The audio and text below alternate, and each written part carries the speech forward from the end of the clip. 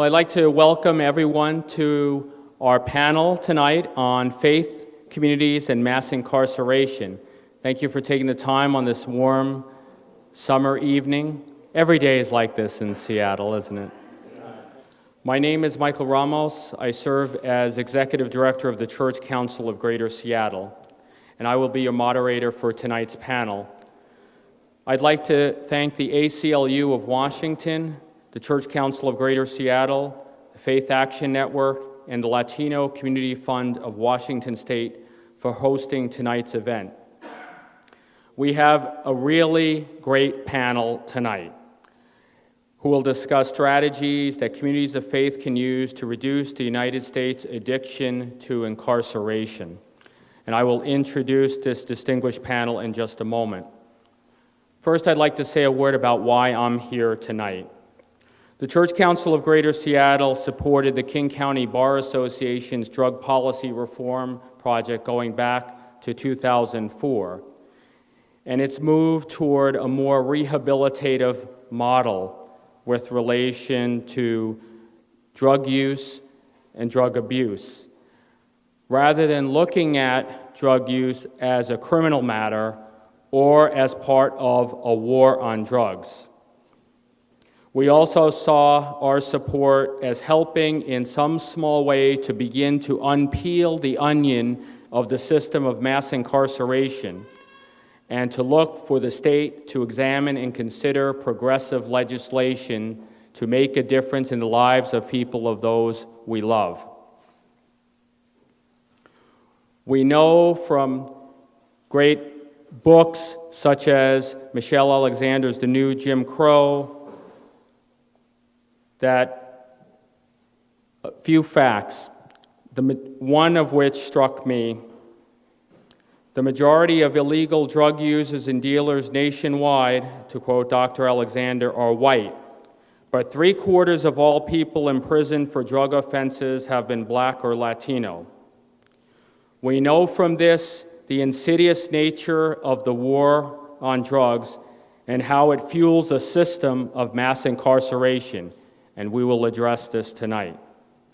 We also know that the impacts on our youth are devastating, and we cannot tolerate it anymore.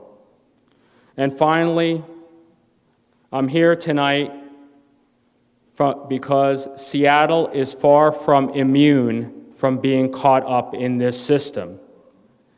Seattle, for all that is sometimes said about its progressive nature, is complicit with the war on drugs and the system of mass incarceration.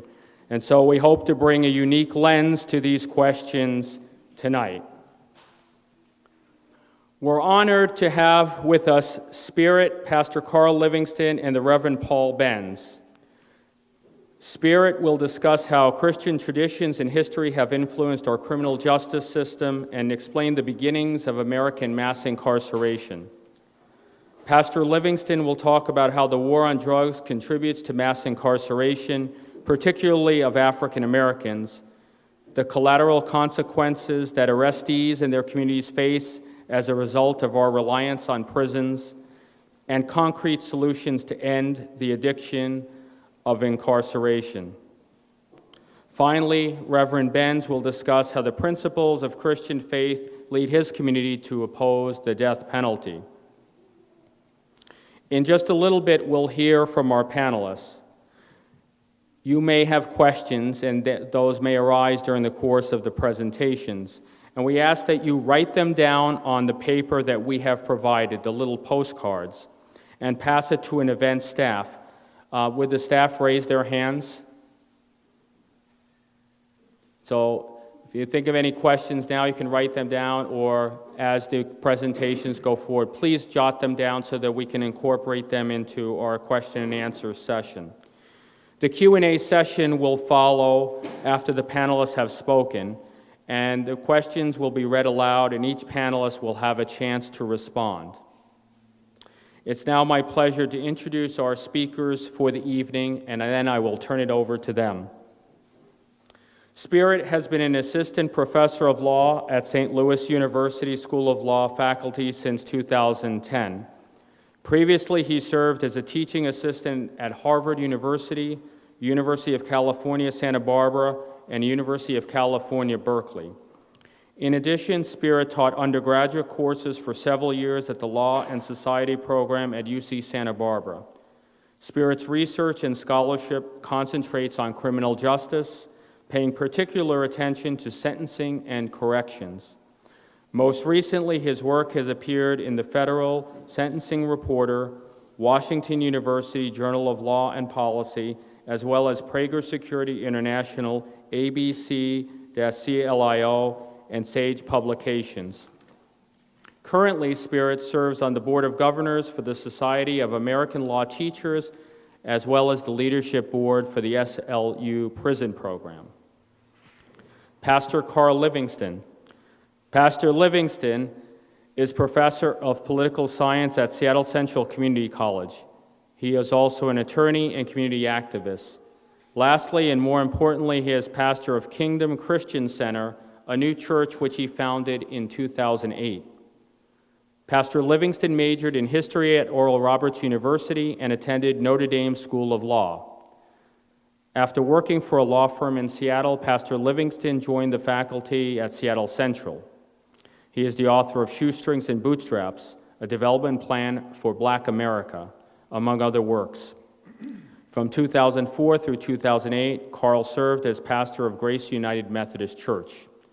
When he completed his assignment there, he left to launch Kingdom Christian Center, where he serves today. And the Reverend Paul Benz, a close colleague and friend of mine for many years. Reverend Paul Benz is an ordained minister of the Evangelical Lutheran Church in America. He served as director of the Lutheran Public Policy Office of Washington, previous to becoming co-director of Faith Action Network. Paul has been involved with the Concerned Lifers organization at the Monroe State Prison for the past 12 years. He was one of the lead advocates in securing the release of Gerald Hankerson, who was serving a life sentence, and worked with the ACLU 3 years ago to secure voting rights for former felons. Paul is currently working with the Safe and Just Alternatives Coalition to abolish the death penalty. So without further ado, I will pass it over to our distinguished panelists. Let's give them a warm welcome.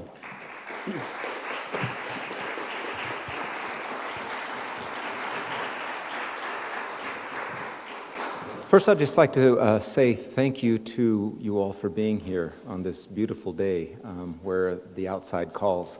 So thank you for being here. Thank you to the organizers and also to my esteemed colleagues up here who I believe are exemplifying what true leadership is about and taking on these difficult issues head on. So let me just give you some background as far as our criminal justice system goes, where it comes from, and really what I want to do is to, in broad strokes, give a sense of where some of our ideas and practices come from, and just to show how far away we've gotten from our ideals.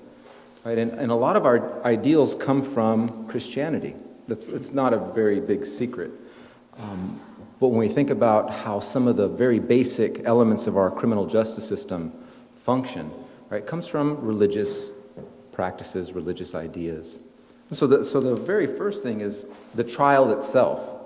The trial comes down from biblical stories and was reappropriated by Nordic kings who brought it into Europe, right? And so the idea was you have a trial by battle, right? And this is how we got the idea of a defendant, right? Because you had to defend yourself. It was actually a fight, and the victor was that person who was favored by God, and that was how the winner in the trial came out.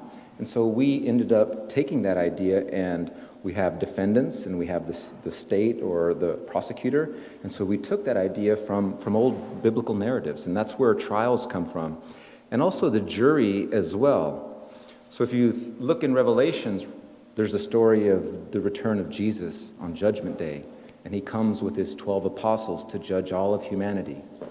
And so lo and behold, when you walk into a criminal court, you see a judge with 12 jurors, right? So that's reenacting, right? That's symbolizing the return of Jesus. And so the idea is, the way the legal commentator said, if Jesus could judge all of humanity with the help of 12 apostles, we can try any person with 12 jurors, right? And so we replicated that whole model in our criminal system. And it was viewed as a sacred right that 12 of your peers would get to judge you. It was viewed as sacred. They used to call it the apostolic law, the law of the apostles, right? So we took that and made it a part of our system. So this idea of separation of church and state, hold on a second, that really sort of blurs those boundaries. And then obviously there's penitentiary. The penitentiary comes from Catholic tradition, right? The idea that if someone has sinned and needs to be corrected or punished, they would spend time in a penitentiary. So it was solitude, and from your cell you could see the altar. Everybody could see the altar, right? And so that idea of penitentiary literally was that you would go and pay penitence. You'd repent for the sins that you had committed, right? And so the penitentiary gets taken up by Americans and sort of reworked in Protestant fashion, and that's how we get penitentiaries here in the United States. So it's, the criminal justice system is very indebted to religious ideas and religious practices. Right? We come from that tradition.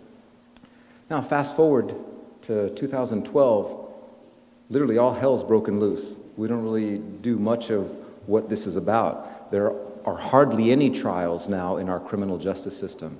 What was once a sacred right and a sacred practice now is done backdoor deals with prosecutors and defense attorneys, right? Plea bargaining. Everybody's plea bargaining out. So very few trials in our system. And so we have this criminal justice system.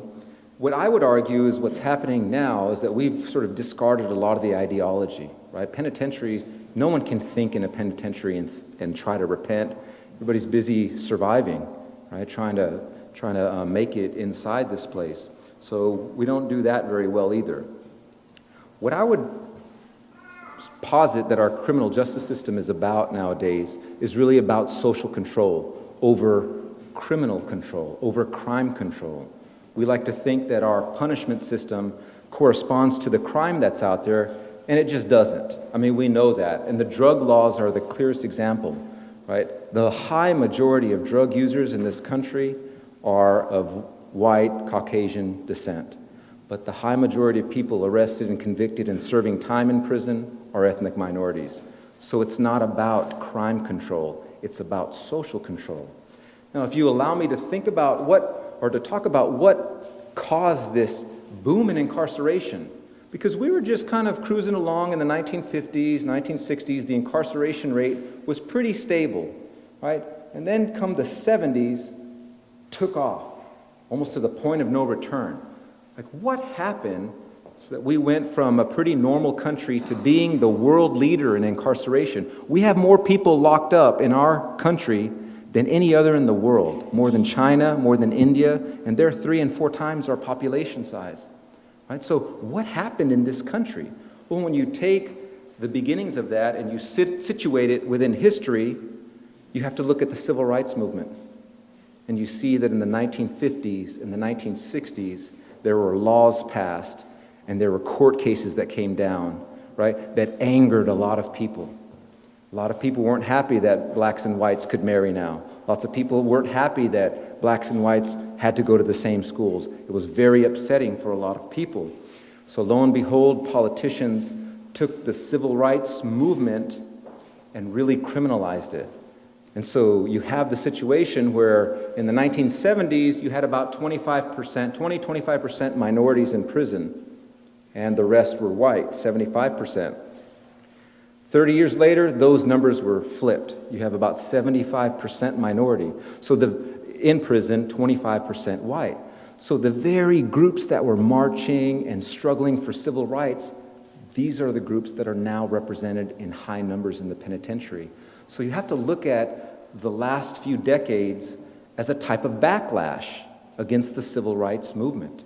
It's the only explanation, and it's the one that politicians and sociologists are putting forth now, is that it's not a coincidence that we had the civil rights movement in those decades, and then in the following decade, we had the greatest spike in imprisonment in our country's history. Right? So if you put this contextually, we really see that the civil rights movement was at least one of the main catalysts for our mass incarceration trend. And of course, this really resembles a similar thing that happened when they passed the 13th Amendment. 13th Amendment, which abolished chattel slavery. Right? When that amendment went through, you had the situation where people, again, lots of anxieties, lots of stress, right? Social hierarchies are put upside down because now slaves are equal. Well, what are we going to do with them? What's going to happen? What about our status, in the social order? So a lot of anxieties. And so in the same way, you had mass lynching, is what they call it. Mass lynching that took place in the years that immediately followed the passing of the 13th Amendment. So let the slaves go, right? And then you turn around and you use lynching as a form of social control. So in those 15 years that followed the passing of the 13th Amendment, you had more lynchings than any other time in the history of our country. So again, right when the civil rights legislation passes, the 13th Amendment, you have a tremendous spike in imprisonment. Fast forward, right, century and a half, you have another civil rights movement, and following that, you have a tremendous spike in punishment, right? And scholars like me and others look at this as backlash to these civil rights gains. So, in essence, everything that civil rights gave, prisons have taken much of that back, right? It's what I would call the public enemy number one for underclass communities, right? Prisons cause all sorts of untold damages, economically, right? Because prisoners come out with huge debt, communities lose funding, right? Because you can no longer count that convict in the home community. They get counted for tax purposes in the county in which they're held. All sorts of other structural problems. Let me give you an idea. Former inmate Terrence got caught up on a drug conviction, ended up going to prison. And in prison, he started injecting drugs to cope with the environment. Drugs are available all over in prison. And he was also the victim of multiple sexual attacks. So he caught HIV in prison, right? And he got out of prison and he infected his girlfriend. And they're still out right now and still potentially can affect. And so this goes across the board: tuberculosis, HIV, other STDs, right? So that's like the health dimension. And then there's mental illness, right? The mental illness in prison is a terrible problem. Many people go untreated, they're undertreated, right? Or they're punished to the point where they develop mental illness in solitary confinement. Right? So all of these problems, do they get vetted when they're released? Does anybody say, stop, let me give you a psychological test to see if you need to? No, everybody just gets released. And where do these people go? By and large, they go back to their home communities. So the problems that the prison poses isn't shared by society equally. It concentrates on the poorest communities, which supply the prisoners in the first place. So you have this institution which really starts to look like a huge monster, right? This Frankenstein. But the Frankenstein doesn't go and destroy all over the country, but concentrates on these poor communities, these ethnic communities, right? And so that's the cycle that's in place right now. So I argue, and others do, that we really need to look and focus all attention on imprisonment, because there's no institution in this country that causes as much damage as prisons do to these communities. So it needs to be the focal point, and we need to do whatever it takes to keep people from going to prison, especially nonviolent offenders. If someone has not committed a violent offense, we really need to think twice about putting him in a place that was supposed to be for violent. Right? In the old English ways of doing things, prisons were for people who were a violent threat to themselves or to other people. And so if a person hasn't committed a violent offense, we really need to think twice.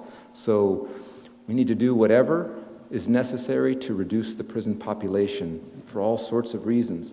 And I believe that this is sort of why I'm here talking about these issues, and then also about, well, the drug war is partly responsible, I would say majority responsible for this mass incarceration, right? We have just backwards drug policies. And so I'm Definitely interested in seeing what happens here in Washington with this Initiative 502. It's very important to me because I think a lot of people are watching this state right now to see if this can go through, because it's going to trailblaze, it's going to break new ground, and I think if it passes, we're going to see other states imitate what's happening here in Washington. And so I think all eyes are on it, and mine are certainly, because it would be a remarkable thing for someone to screw the state's head on correctly and say, okay, this really isn't the damage. This isn't the problem. We really need to reserve prison space for violent folks, right? Not for people who are sort of doing what so many people do. So I'll leave it at that and save some time for my colleagues. So thank you very much for your time and attention.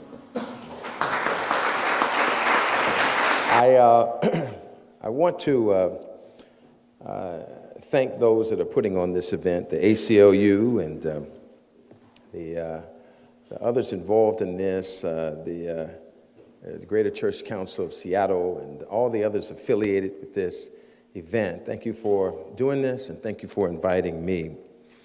I want to quickly say that I am fresh off the front lines dealing with this issue, the issue of the effects of the mass incarceration of people of color, particularly people of darker color, in the wonderful state of Washington. When you're a local pastor, you experience these kinds of things firsthand, no matter where you are, if you care about your folks, if you're trying to shepherd. I don't care if you're in Mercer Island or if you're in Bellevue. I don't care if you're in Spokane or you're in the Tri-Cities. You're going to experience this firsthand. European American pastors and Native American pastors, because all of us are being affected by, all of our communities are being affected by drug use and by policing and family issues and all of that related to it. But if you are an African American pastor, a Latino, a Native American pastor of any size, you're going to deal with these issues in a very visceral, very dramatic way. All of us as pastors have homeless teens, but you're going to have a higher percentage.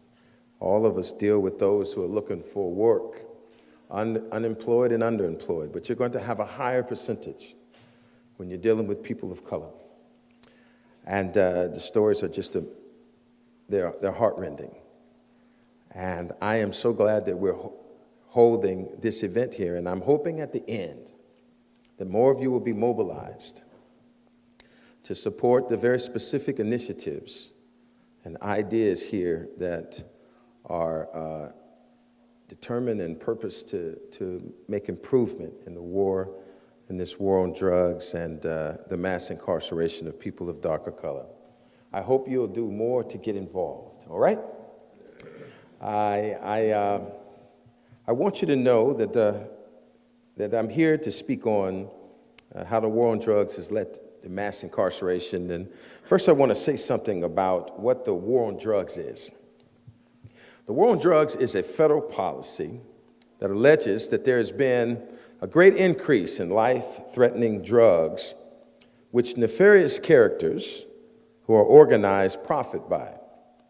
And this great increase in life-threatening, nefarious behavior requires that the U.S. government and all governments greatly increase policing, imprisoning, in order to stem this tide. In the war on drugs, marijuana is considered a life-threatening drug because it's dangerous in and of itself, and because it is considered a gateway drug. And this is the perception, this is the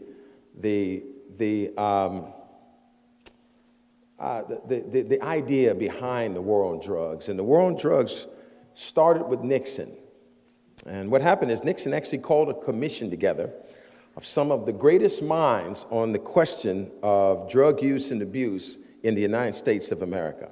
He called professors together. He called clinicians together, all kind of people who were involved in trying to address this issue. And he wanted them to determine that marijuana was a drug that was unhealthy and a drug that was contributing to illegal behavior and all of this life-threatening phenomena. When he got word that the commission was coming back with a preliminary finding that marijuana was not that kind of drug and that there should be no law making it illegal, that it was not a gateway drug, he then himself lobbied. We're talking roughly around 70, 71. He began to lobby his own commission that he called together.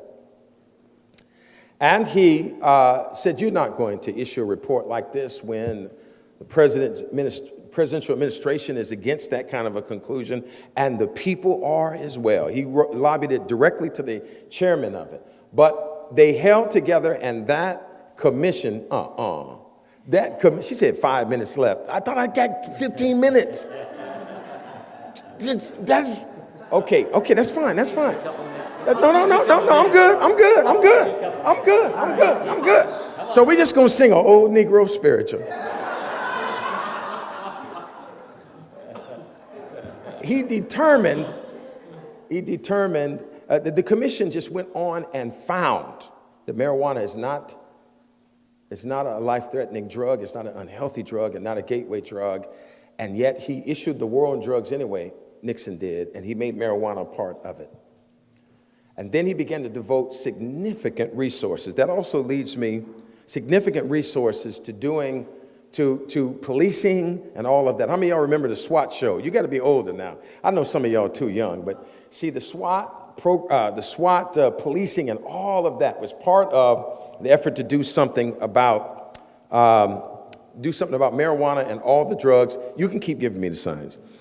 What is mass incarceration? Mass incarceration is incarceration of high percentages of a group's population as a matter of policy under the guise of lowering crime and drug use.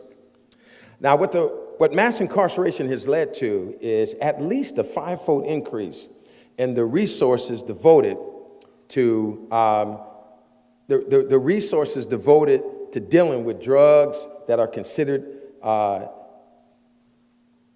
illegal, and also it has led to a 500% increase in the incarcerated population of the United States of America. And the United States has one of the most incarcerated populations on the globe. On the globe. Now, I want to quickly make this argument in about 6 seconds that mass incarceration, that the war on drugs has contributed to the mass incarceration of groups like African Americans, and that it has been wrongful. First of all, I want you to know the numbers. I already said that there has been a 5-fold increase since 1970 to about 2005, a 5-fold increase in the prison population of the United States of America. There are already studies that are starting to confirm that there are more African Americans incarcerated than are in college. And then you've already heard the statistic that from 1960 to about 2000, that the percentage of those incarcerated went from 75% white, when whites were 75% of the population, 1960, to about now to where whites are 68% of the population, going down 64 towards 60%, but they're only 25% of those incarcerated. 75% of those incarcerated are people of darker color. Whites, African Americans, Latino Americans, Latinas, Native Americans, so on. And the state of Washington is one of the worst. The state of Washington has about a 3.5% African American population, and African Americans comprise anywhere between 18 and as high as 28% of Washington's incarcerated population at the state level. You might think that's not so bad, but that's because your math is not good. when you're doing good math, you start to realize, wow, that's approaching 10 times their percentage in the population. That is a problem. Anywhere between about 5 and about 8.5 to 9 times their numbers in the populations, African Americans are represented in the criminal justice system. Ladies and gentlemen, that is a rate that is at least 2 times worse than Mississippi's. With a percentage in the population of about 30%, even if African Americans comprise 90% of Mississippi's criminal justice system, that would be 3-1. 1-3. We shouldn't be worse than Mississippi in anything bad. No, you guys didn't hear me. I just came off the front lines. That wasn't a time to laugh, it was a time to cry. I just came off the front lines. Let me give you a real quick story. It was a guy named Clifford Joseph Harris Jr. Clifford Joseph Harris Jr. had been arrested before as a minor. Clifford Joseph Harris Jr. had been arrested as a minor, drug trade, did a little time, local facility, got out, never really did more than about a year of any significant time. A lot of different loitering, things like that.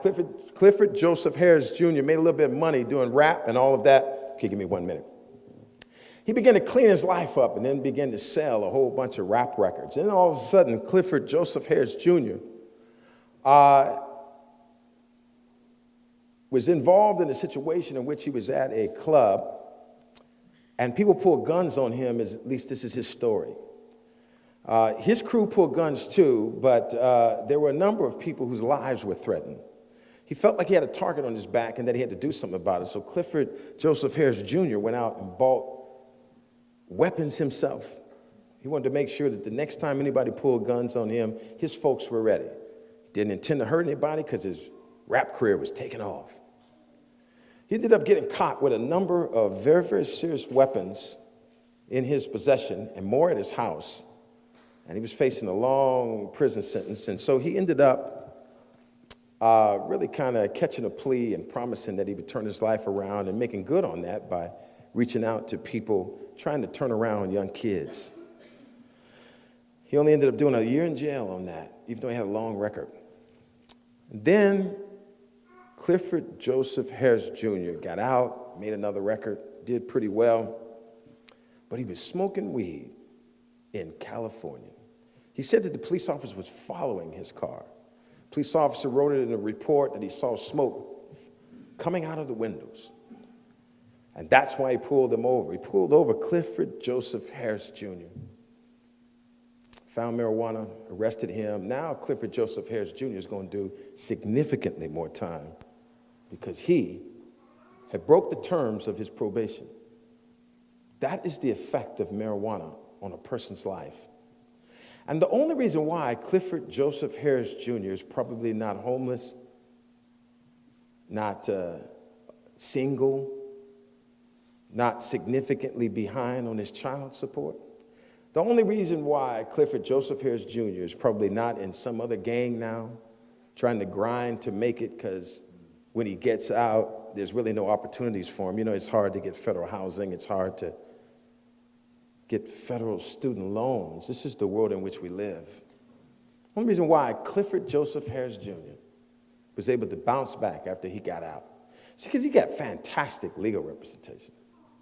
And he already had money in the bank and all of that, because Clifford Joseph Harris Jr. is otherwise known as T.I. Ladies and gentlemen, there are a whole bunch of Ray Rays and Pookies, a whole bunch of Shanays and Jasmines. They don't have that kind of money. They lose jobs every day. Broken relationships every day. Difficult time getting work, living in public housing, going to school and getting federal student loans. And because Washington is one of the worst at the war on drugs concerning its African American and people of darker colored communities, this story is multiplied tens of thousands times over. They need your help.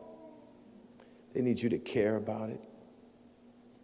They need you to go back and find out how this was foisted upon them. to unpack the lies, to learn more about their story by catching up with Vicky back there selling those books and things, and start learning things from their perspective. And they need you to begin to show that you care. Support things like 502. I came a little late to that. I'm almost done now. I'm going to sit down. I'm supporting it because it's one step in the right direction to begin to move more people caught with marijuana into rehab. I will not stop preaching against it from the pulpit. I will not stop looking at my own brothers in the face and letting them know I'm against drug use of any kind. But marijuana is probably a little bit better than cigarette smoking. And marijuana should be treated like cigarettes. We don't want to mass incarcerate people smoking cigarettes. Thank you for this time.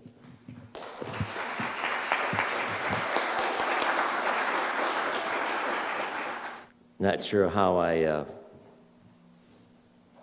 follow all of that SpearIt's had to say, and my good brother Carl, but I'm here. So, and I'll proceed through my presentation.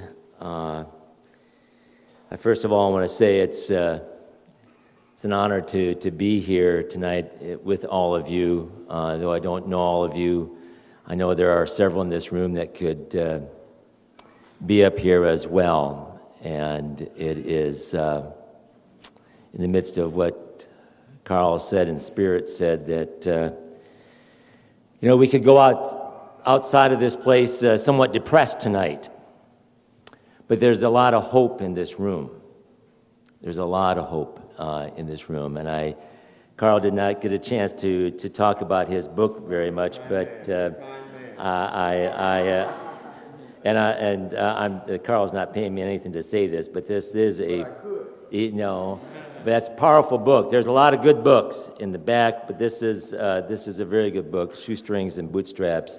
And if you're a faith community or any of your group, any group that you belong to, it's a good book to go through and study as well. Religious statements about the death penalty, and it's a relatively current one, and it doesn't cover all of religion, but it is pretty thorough in terms of interfaith. The Church Council of Greater Seattle and Faith Action Network, which is now just beginning its second year, is the merger of Lutheran Public Policy Office of Washington State and the Washington Association of Churches. Both of these organizations have for many, many years been a part of the Washington Coalition to Abolish the Death Penalty, the ACLU, and so many other groups to do just that, to abolish the death penalty in this state. We have not succeeded, but we have not given up either. And we now have even a greater energy to do that with some of the generous funding that has come into the ACLU to try and bolster the grassroots in this state, to come around and to come around back into the halls of power with our elected officials, particularly the state legislators. To those that are supportive and those that are on the fence, to those that are supportive, take more of a leadership role on this, and to those that are on the fence, to see the sensibilities of an alternative to the death penalty. So, religion, I'll just start with a confession that everyone is well aware of in this room when you speak of the religious institutions of this world over the course of history, is far from innocence. Religion has a lot of blood on it. And I hope I'm not offending anybody here tonight, but anyone that knows anything about human history realizes that. And that it has a lot of divisions within it. So I just want to kind of, if you don't mind, just come clean with that right up front. I'm still very proud to be a disciple of Jesus and a follower of his, and believe that it is because of he and so many other religious leaders through the course of human history that have stood up in the midst of violence. Because do we have a climate of violence in this country? It goes without saying. But when you begin to talk to various communities that are represented here tonight and have some conversation with them about their history, the cycle of violence, the climate of violence is endemic in our relationships, in human relations. So I think it is because of that the great religious leaders that we all recognize through the various religions of the world have said there is, like what we are saying now in Washington State, there needs to be a safe and just alternative to violence. When we think of violence, we think of the perpetrators. I think of the perpetrators. I think of the victims. And are we all not victims of it?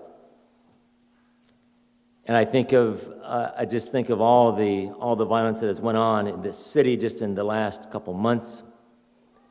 And then I think of the violence and the lives, innocent lives that have been lost over the last several years in this city.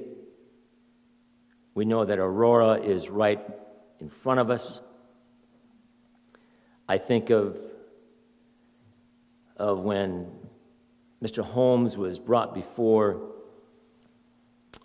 yesterday, and one of the interviewers happened to catch one of the fathers of one of the victims that fell to those bullets and said, what would be the just response? His response was death. And that is so often the visceral response that we have to violence when it comes close to us, when it comes really close to my daughter, my spouse. And I guess what I'm trying to say in terms of what the religious leaders and the religious institutions have to say, those handouts that you've got, those various denominations within religion, is to say that as ludicrous as it might sound, that the simple word of love still must reign. And that love is connected to hope. Love is connected to restoration. And love is connected, yes, to the concept of justice, because we were probably going to hear once again a lot about this word justice. And there is the kind of justice that we hear in our vocabulary, in the conversations, in the media, the kind of justice that brings your hands together like this and just wants to do this. So you have the death penalty. And then there is the other kind of justice that the sacred scriptures, the sacred texts speak about. And that is the restorative form of justice. I think of the nonviolent religious leaders throughout history and how they chose the path of nonviolence and how that was not easy.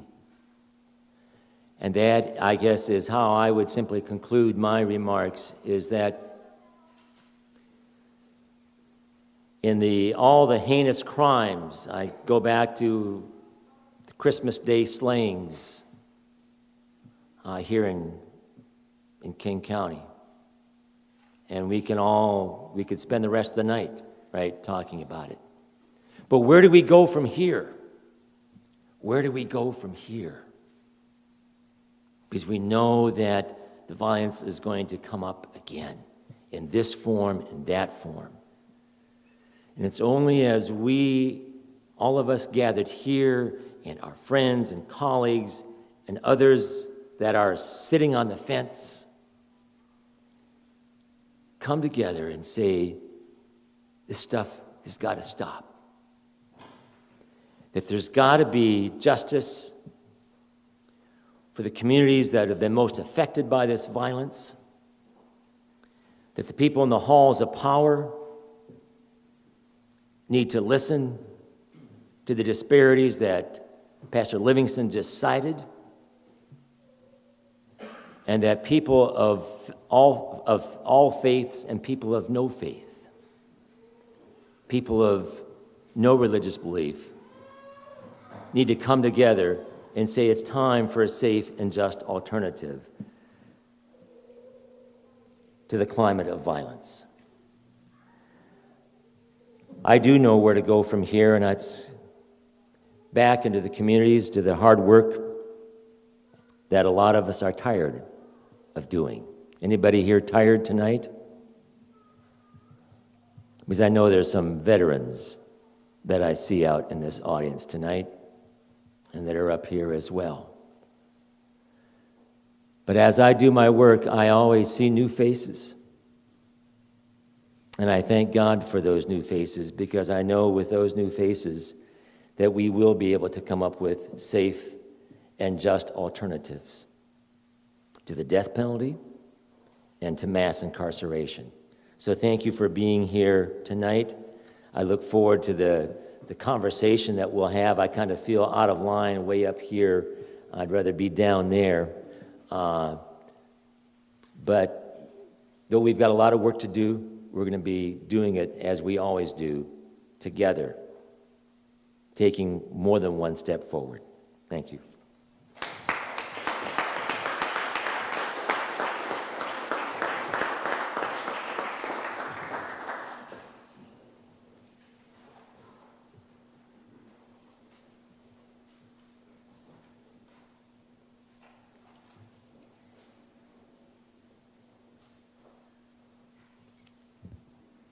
Thanks to all our panelists. It was very important, the messages that were shared, and I ask you as you go home this evening to take those messages in and think of one action you can do as a result of what you've heard tonight.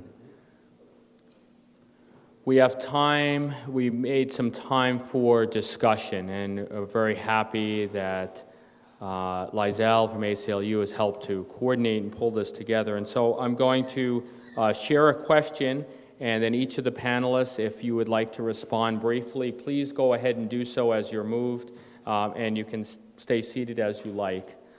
The first question is, what is the number one thing communities of faith can do to change our levels of mass incarceration?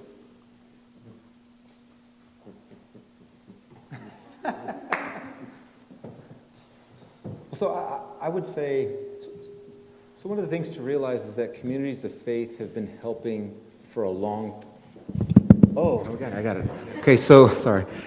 So communities of faith have been helping prisoners for a long time, both inside through rehabilitation. There have been Christian groups.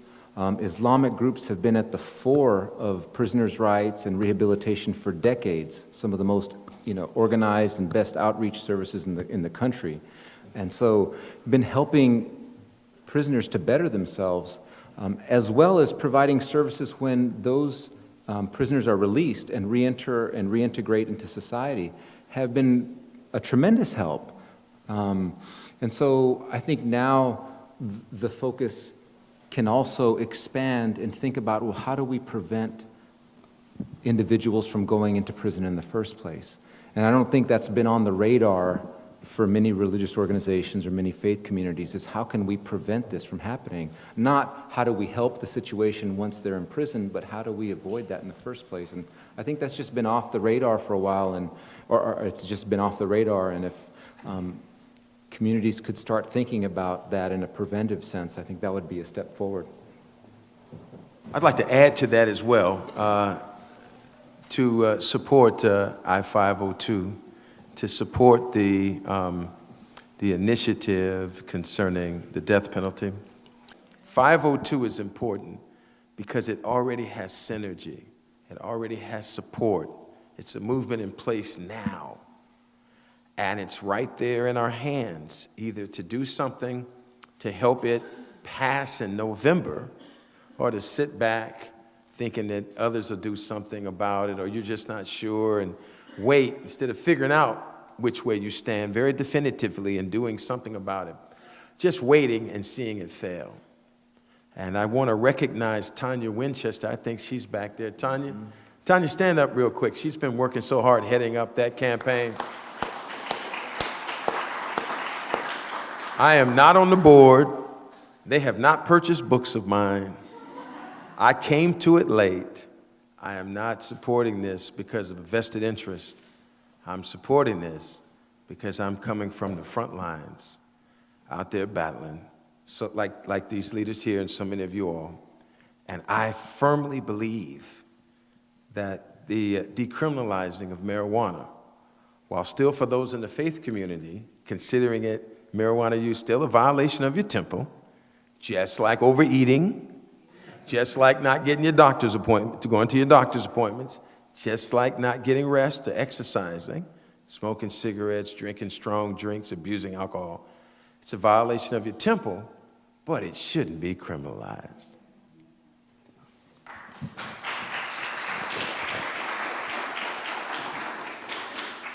Real quick, as many of you know, I've been doing a lot of work in the state legislature for, well, maybe too many years, but there is what faith communities can use in terms of the question. The toll-free hotline, 1-800-562-6000. So wish we had a screen here. 1-800-562-6000 can be used around the year.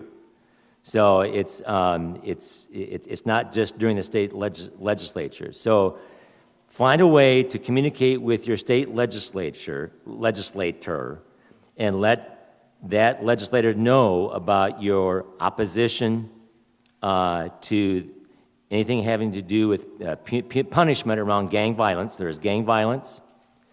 Let them know about their support for 502. Or invite Tanya or Pastor Livingston or myself to your faith community where we can have conversation and invite other faith communities together about 502. And then let your legislator know at that 1-800 number about your support for a safe and just alternative to the death penalty. So there's the gang violence, opposition to the punishment perspective on that, more prevention, as SpearIt was saying. Then there's inviting us folks out on 502 to your faith community, and then there's the abolishing the death penalty. I could go on, but I don't want to inundate you with any more. I'd like to add also, very quickly, because I recognize that the perspective that Pastor Carl's taking is very much a Christian perspective, but I would also like to add that in the world, if we're talking about marijuana per se, it has been seen as a sacrament throughout the world with many religious traditions.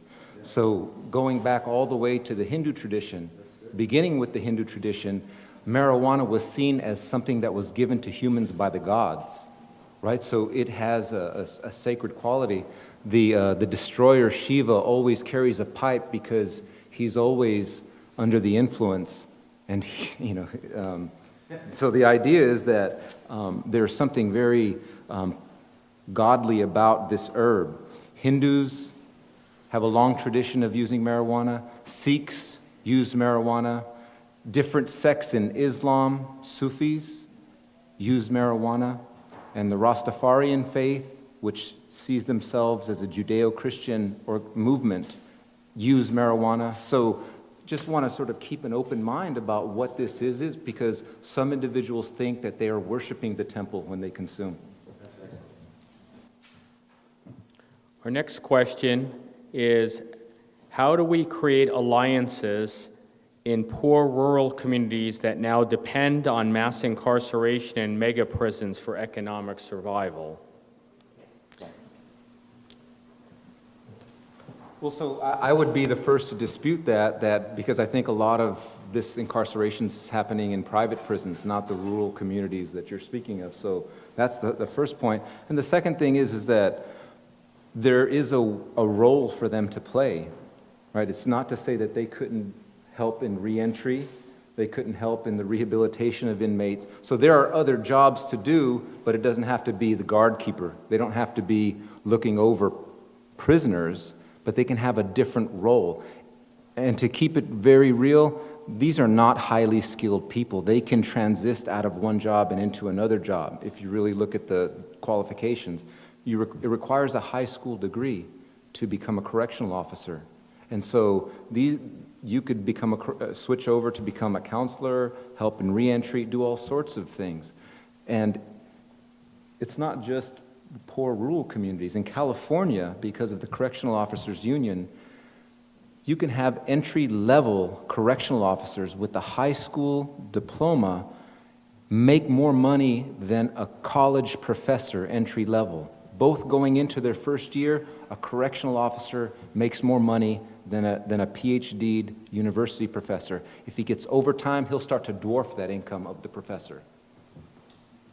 And I want to add that we need alliances at every level, and we need the more recognized, larger ethnic organizations, whether it's the NAACP and Urban League and the African American side, the black churches, linked up with La Raza and other organizations like that in the Latino community, Latino American communities, linked up with so many of the Native American groups. And then if we can't get the larger, more established organizations to take to build alliances together, then any organizations from these groups need to develop these alliances.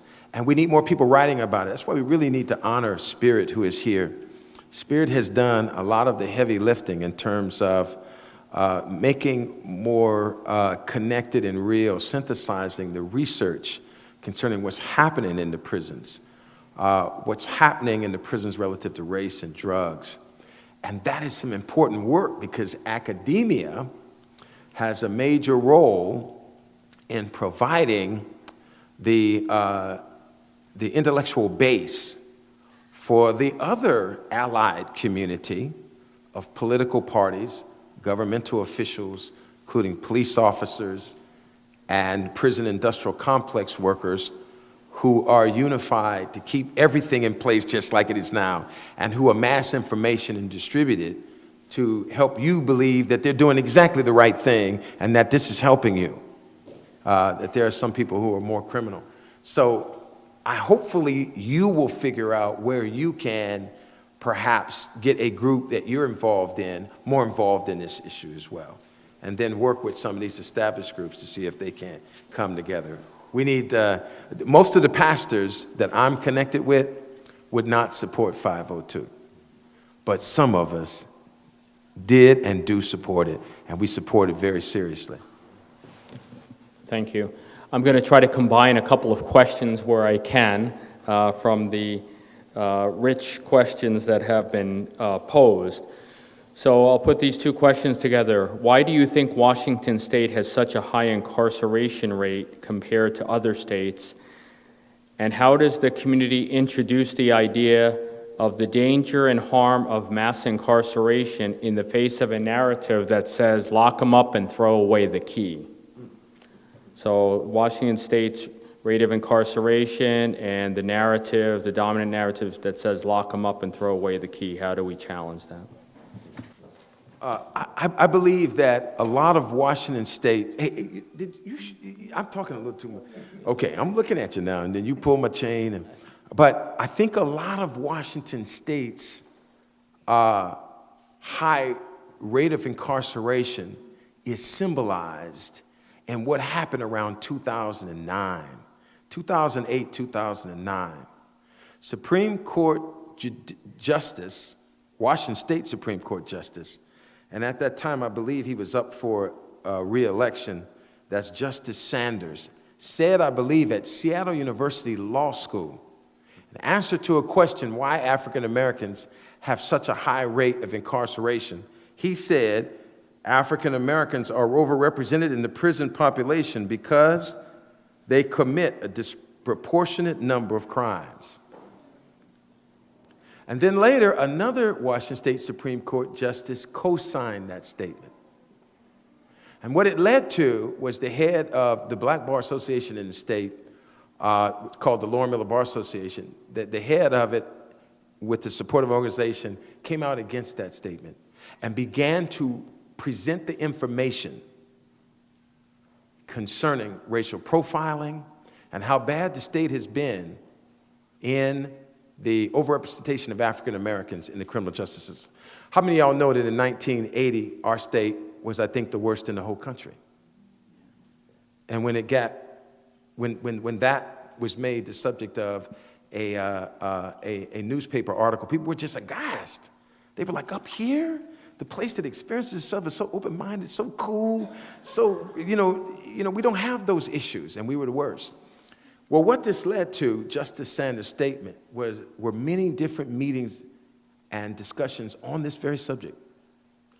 And what it culminated in was last year, around March, the release at the Temple of Justice in Olympia of the preliminary report on race and Washington's criminal justice system. Legal leaders all across the state came together on a committee and a commission and looked at the question of race and Washington criminal justice system. And they concluded, it says here, this fact-based inquiry was designed to serve as a basis for making recommendations for changes to promote fairness, reduce disparities, ensure legitimate public safety objectives, and I could continue reading. They ended up concluding that Washington State's criminal justice system is institutionally racist. And Justice Sanders apologized for his comment. If a Washington State Supreme Court justice could be wrong on this, and I mean publicly and very embarrassingly wrong, then it should make a lot of sense that everyday Washingtonians have no clue as to what's happening in the courts, in the prisons, on the streets, in their fair city. So I want to second that. What's happening in Washington State's happening in other states that have disproportionately incarcerated minority folks. And, personally, I've seen it when I was in graduate school in Santa Barbara. Now, if you go in Santa Barbara where all the undergraduates live, you walk down that area and you can see pipes in the windows of the students, and you can see people doing all sorts of things, all over the place in this area. But where were the police? The police were across the tracks busting Mexicans. And so in that town, it looked like Mexicans were disproportionately criminal. But the fact is, they weren't going and messing with the college. We were in the middle of a war on drugs when this was happening. So the same thing's happening in this state. And I would also argue that one way to talk about this effectively, to get others on board, is to think about the financial drain that prisons are. I mean, it just makes no sense to spend $45,000 a year to incarcerate someone who didn't commit a violent offense. Well, why are we paying for that guy to sit in prison out of our taxes? Put him in house arrest, put a band around his wrist, and make him stay home. Why should we spend that? $75 to do that. Why should we spend $45,000 a year for that? So it's a policy flip. So why take a taxpayer, right, who's contributing to the taxes, if he is, and then turn around and make him a burden on the tax base? And the last thing I'll say is that the lock them up and throw away the key, that's not how it works. 95% of all people who are locked up, they're coming back. They're going to be your neighbors. They're going to be rubbing elbows with you. So they're all coming back. The majority of them are coming out with mental illnesses, with STDs. People are coming out with HIV. They're coming out with all sorts of physical ailments, right? Coming out with proclivities towards sexual violence, towards violence in general. All sorts of problems. So to think that they're over there and they're isolated, no, they're coming back. So there's no throwing away the key. Real quick, I think the best way that we can push back on the lock them up and throw the key away is to organize. And there's a lot of organizations here tonight. Talk to Mishi right up here. safe and just alternatives, all right? There's one way there. Faith Action Network. There's the Coalition to Abolish the Death Penalty. There's 502. There's the Church Council. There's lots of ways in which we can pull our voices together to really make our voices louder, smarter, and more effective to fight back in terms of reducing incarceration in this state, making it less discriminative, less racist, but it's only going to come if we really join forces together and make that more effective. So our next question is, how can we reframe this issue to mobilize the Asian Pacific Islander community?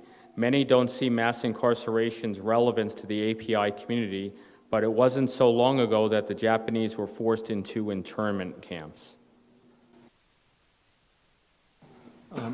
Asian Americans are the fastest growing population of, in terms of an ethnic group. They're the fastest growing group in our prisons right now, right? So it's a little known fact, but that's happening right before our eyes. So that rate is increasing, and it's the highest right now. So there's that, and then there's also the fact that I don't care what minority group you come from, if you engage in activities that look gangish, you're going to go down as a gang, and that's what's happened to a lot of Asian brothers and sisters who've gotten caught up in the criminal justice system, is that they've been identified.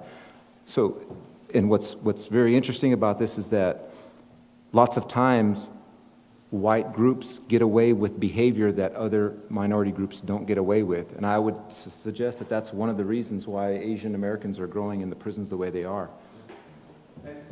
Do we have an Asian American or Pacific Islander professor here, or somebody over an agency that can speak to this even more from your experience?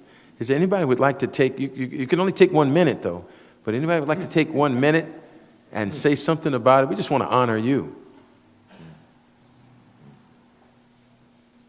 Anybody? Okay. Well, I don't want to put anybody on the spot. Okay, our next pair of questions relate to the death penalty and two different dimensions of it. One is, I heard that Connecticut recently abolished the death penalty and that California is set to vote on it in November. Where is Washington in the fight for abolition, and how can we contribute to the effort? And from a different perspective, some crimes have been so horrible that those found guilty have been given the death penalty. If it is abolished, should the guilty ones be released after serving 20 to 30 plus years or remain in prison for life? What examples of true rehabilitation and repentance leading to community contributions are you aware of when releases have occurred? So two dimensions of a very important question. Let me particularly address the first one, the first part of that. There is a meeting tomorrow, 1 o'clock? 1 o'clock. So if you want to, and again, Mishi could have the phone number for you by which you can be tied into on that. That right now is the main movement to abolish the death penalty in this state, is the Safe and Just Alternatives campaign. So the best way to do is to talk to Mishi afterwards and talk to me afterwards. There's someone over at the Coalition to Abolish the Death Penalty table. All those are some of the key groups in this state that are part of it. I see Tom Ewell out there with the Friends Committee in Washington State. They've been, without saying, a long-time organization that's been dedicated to abolishing the death penalty as well. So I think those are there right now is, and letting your legislator know on that 1-800 number. I don't care what district you're in, let them know about you think that this is a critical issue in Washington State. There are other states that are growing towards, that are abolishing it, and it's time for Washington to do that.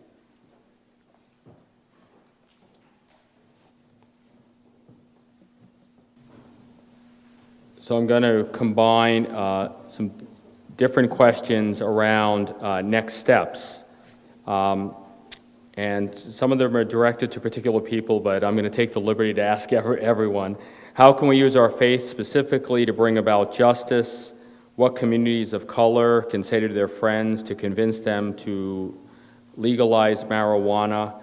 And all panelists, where do we go from here? And then we'll see if we can have one more pair of questions after that.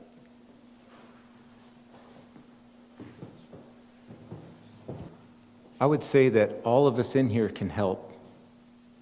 All of us in here can help in two important ways. This is what I would love to see happen. I would love to see individuals who get caught up in the system as a defendant exercise their right to a jury trial. I would like to see them go all the way and make the state prove their case, prove its case against these individuals. There's a lot that goes into that, but we really need to get back to those roots, what the founders of this country intended for that jury trial to represent. On the flip side, I would also suggest that if you're ever asked to be a juror, right, and they're going to send another individual to prison, and if that individual is nonviolent and was represented by a state-appointed counsel, by a court-appointed counsel, you should nullify the law. You should vote for nullification. In other words, you should vote not to send that man or that woman to prison. So in combination, if individuals made the state prove its case, right, that would be a step forward, and would be a greater step forward if we as a principle said, look, if there was a nonviolent offense committed, and that man was represented by a defense counsel whom we know is overworked, underpaid, right, sometimes falling asleep in court, lots of problems with court-appointed defense attorneys, right? Meanwhile, people who have money can hire the Johnny Cochrans of the world and get off. Well, the poor people can't. So if it was a poor person who is being charged with a nonviolent offense, nullify the law. And if you don't understand what I'm talking about, then look into it. We can talk about it afterwards. But we have tremendous power as jurors. We can stand up to the entire government and say, you know what? We're going to test you. Before you're going to send one of my fellow citizens to prison or for punishment, you have to prove that case to me. We have power to stand up to the government and say, no, we're not going to let you. One individual can do that, serving on a jury. So we need to go back to the roots of this country and this Constitution and exercise this right to jury nullification that the founders of this country provided for us. In addition to what SpearIt just said, I want the people of faith, particularly those who are of Abrahamic faiths, Jews, Christians, and Muslims, and especially Christians. I want you to think about the Good Samaritan parable all over again and shake it away from its abstractness and you know it in your head, sort of. But we're doing a poor job living it. Remember that it said that the Good Samaritan, the other, the one you would normally see as the compromising person, the person that doesn't really know the religion, doesn't really live it, the person who is the hypocrite or the person that sold you out. All those things are wrapped up into what it meant at that time to be a Samaritan. Jesus said the Samaritan did the right kind of love. What did the Samaritan do? The Samaritan got up off of his high horse, got out of his car, and stopped to help a person that was wounded in a ditch in a bad way. And he took his time and he put himself at the risk of soiling his shirt with that person's blood, sweat, and tears. And he put himself in a situation in which he might be late for his next appointment. And he began to heal didn't know the person, but began to heal wasn't even asked to help the person, but began to help bind up this person's wounds. He wasn't done yet. He took the person to the hospital of that day, the clinic of that day, kind of the second hospital clinic, because they did have doctors around, and you could go to the temple to get healing. So maybe it was the tertiary, the third clinic. He took him to an inn, and he said, here's some money. Boy, we don't want to go in our pockets to help people. Here's some money, here's some resources. Help this person until this person gets strong, and if you're owed anything else, I'll make it right when I come back. Now, here are the two scary things for believers, for Christians. Here are the two scary things. One is that Jesus was answering a question. He was answering a question. He was just asked, what's the greatest commandment? Love the Lord your God with all your heart, your soul, your mind, and your strength. Second is just like it. Love your neighbor as you love yourself. So to justify himself, I think the text says, the man said, well, who's my neighbor? And so Jesus said the Good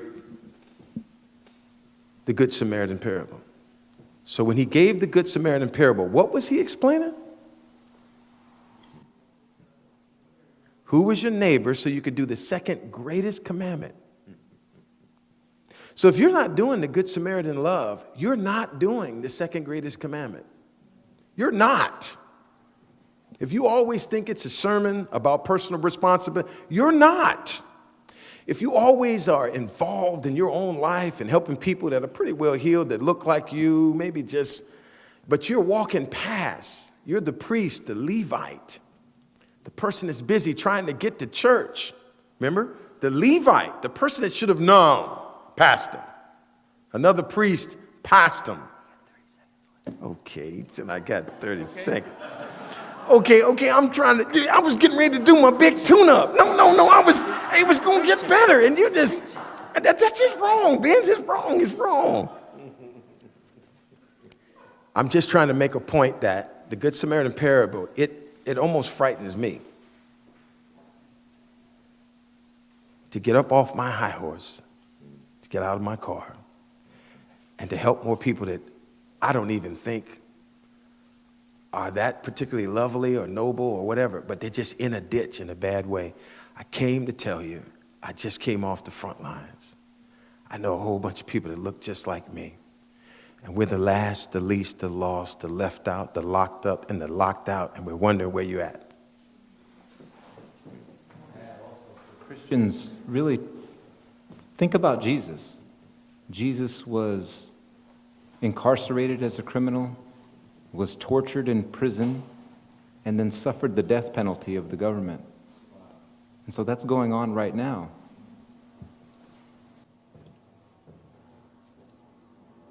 Well, we've had a full evening, and let this be the beginning of our community conversation and not the end. We are very fortunate to have SpearIt with us all the way from St. Louis, Pastor Carl Livingston, a pastor, teacher, and preacher. Thank you for being with us. Reverend Paul Benz, organizer, activist, community faith leader. Thanks to all these panelists. Give me a hand.